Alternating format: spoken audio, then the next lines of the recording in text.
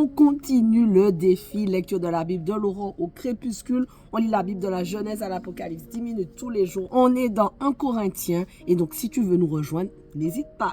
Merci Seigneur parce que se replonger dans ta parole, c'est une telle grâce et je veux te dire merci pour tout ce que tu nous as enseigné déjà. Bénis tous ceux qui sont avec moi. Bénis-les, eux et leurs familles et merci encore parce que tu vas nous parler à chacun personnellement et merci parce que tu nous aides à comprendre et mettre en pratique ce que nous lisons au nom de Jésus. Amen. 1 Corinthiens 8, verset 9. Veillez toutefois à ce que votre liberté ne devienne pas un obstacle pour les faibles. En effet, si quelqu'un te voit, toi qui as la connaissance, assis à table dans un temple d'idole, lui qui est faible, ne sera-t-il pas encouragé dans sa conscience à manger des viandes sacrifiées aux idoles? Ainsi, à cause de ta connaissance, le faible ira à sa perte, ce frère pour lequel Christ est mort. En péchant ainsi contre les frères et sœurs et en blessant leur conscience qui est faible, c'est contre le Christ que vous péchez. C'est pourquoi, si un aliment représente un piège pour mon frère, je ne mangerai jamais de viande afin de ne pas faire trébucher mon frère. 1 Corinthiens 9. Ne suis-je pas libre? Ne suis-je pas apôtre? N'ai-je pas vu Jésus-Christ notre Seigneur? N'êtes-vous pas mon œuvre dans le Seigneur? Si pour d'autres je ne suis pas apôtre, je le suis au moins pour vous, car vous êtes l'empreinte qui authentifie mon service en tant qu'apôtre dans le Seigneur. C'est là ma défense contre ceux qui m'accusent. N'avons-nous pas le droit de manger et de boire? N'avons-nous pas le droit d'emmener avec nous une sœur qui soit notre femme, comme le font les autres apôtres, les frères du Seigneur et Céphas? Ou bien sommes-nous les seuls, Barnabas et moi, à ne pas avoir le droit de ne pas travailler? Qui donc sert dans une armée à ses propres frais? Qui plante une vigne et n'en mange pas le fruit? Qui prend soin d'un troupeau et ne se nourrit pas du lait du troupeau? Est-ce purement d'un point de vue humain que je dis cela? La loi ne le dit-elle pas aussi?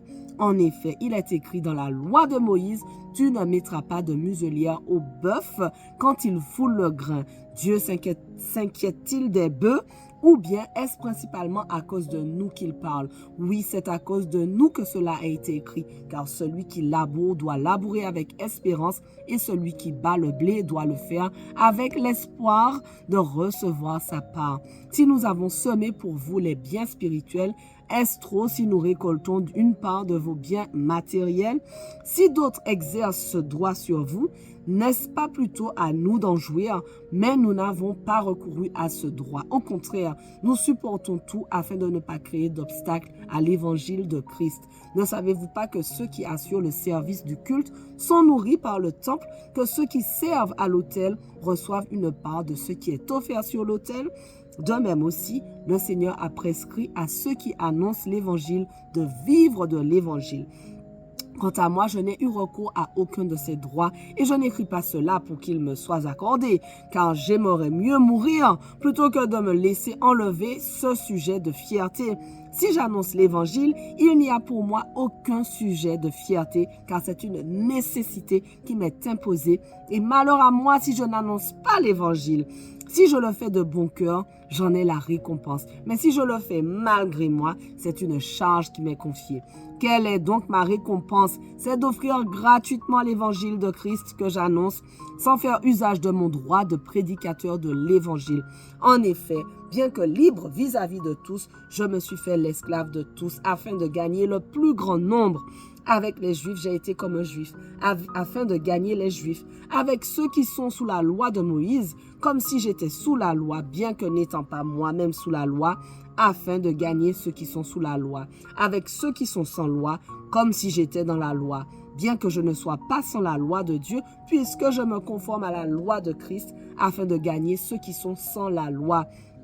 J'ai été comme faible avec les faibles, afin de gagner les faibles. Je me suis fait tout à tous, afin d'en sauver de toute manière quelques-uns, et je fais cela à cause de l'évangile afin d'avoir part à ces bénédictions. Ne savez-vous pas que les concurrents dans le stade courent tous, mais qu'un seul remporte le prix? courez de manière à le remporter. Tous les athlètes s'imposent toutes sortes de privations et ils le font pour obtenir une couronne qui va se détruire. Mais nous, c'est pour une couronne indestructible. Moi donc, je cours, mais pas comme à l'aventure. Je boxe non pas pour battre l'air. Au contraire, je traite durement mon corps et je le discipline de peur d'être moi-même disqualifié après avoir prêché aux autres. 1 Corinthiens 10. Frères et sœurs, je ne veux pas vous laisser ignorer que nos ancêtres ont tous été sous la nuée et qu'ils ont tous passé à travers la mer. Ils ont tous été baptisés en Moïse dans la nuée et dans la mer. Ils ont tous mangé la même nourriture spirituelle et ils ont tous bu la même boisson spirituelle. En effet, ils buvaient à un rocher spirituel qui les accompagnait et ce rocher était Christ. Mais la plupart d'entre eux n'ont pas été approuvés par Dieu puisqu'ils sont morts dans le désert. Or, ces faits sont arrivés pour nous servir d'exemple afin que nous n'ayons pas de mauvais désirs comme eux en ont eu. Ne devenez pas idolâtres comme certains d'entre eux. En effet, il est écrit, le peuple s'assit pour manger et pour boire, puis ils se levèrent pour s'amuser. Ne nous livrons pas non plus à l'immoralité sexuelle comme certains d'entre eux l'ont fait, de sorte que 23 000 sont tombés en un seul jour. Ne provoquons pas Christ comme certains d'entre eux l'ont fait, si bien qu'ils sont morts victimes des serpents. Ne murmurez pas comme certains d'entre eux l'ont fait, de sorte qu'ils sont morts sous les coups du destructeur. Tous ces faits leur sont arrivés pour servir d'exemple et ils ont été écrits pour notre instruction, à nous qui sommes parvenus à la fin des temps. Ainsi donc, que celui qui croit être debout fasse attention à ne pas tomber. Aucune tentation ne vous est survenue qui n'ait été humaine. Dieu est fidèle et il ne permettra pas que vous soyez tentés au-delà de vos forces, mais avec la tentation, il préparera aussi le moyen d'en sortir afin que vous puissiez la supporter. C'est pourquoi, mes bien-aimés, fuyez l'idolâtrie. Je vous parle comme à des personnes intelligentes. Jugez vous-même de ce que je dis.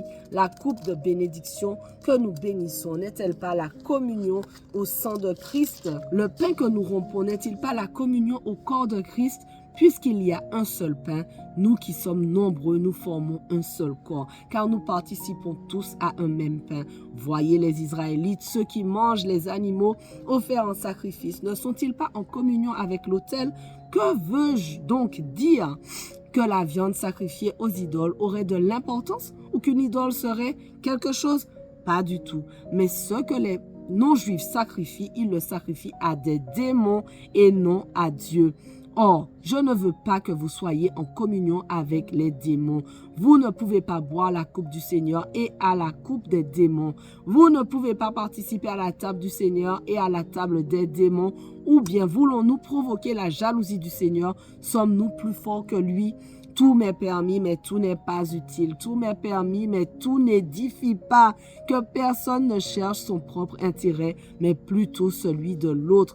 Mangez de tout ce qui se vend au marché sans vous poser de questions par motif de conscience, car la terre, avec tout ce qu'elle contient, appartient au Seigneur. Si un non-croyant vous invite et que vous acceptiez d'y aller, mangez de tout ce qu'on vous présentera sans vous poser de questions par motif de conscience. Mais si quelqu'un vous dit c'est de la viande offerte aux idoles, n'en mangez pas à cause de celui qui vous a informé et par motif de conscience. Je parle ici non de votre conscience, mais de celle de l'autre personne. Pourquoi en effet ma liberté serait-elle jugée par une conscience étrangère? Si moi je mange avec reconnaissance, pourquoi devrais-je être blâmé à propos d'un aliment pour lequel je remercie Dieu? Ainsi donc, que vous mangiez, que vous buviez ou quoi que vous fassiez, faites tout pour la gloire de Dieu. Ne soyez pas une cause de faux pas, ni pour les non-juifs, ni pour les juifs, ni pour l'Église de Dieu. Faites comme moi, je m'efforce en tout temps de plaire à tous, recherchant non mon avantage, mais celui du plus grand nombre afin qu'ils soient sauvés. Soyez mes imitateurs comme je le suis moi-même de Christ. 1 Corinthiens 11. Soyez mes imitateurs comme je le suis moi-même de Christ. Je vous félicite de ce que vous vous souvenez de moi à tout point de vue et de ce que vous retenez mes instructions telles que je vous les ai transmises.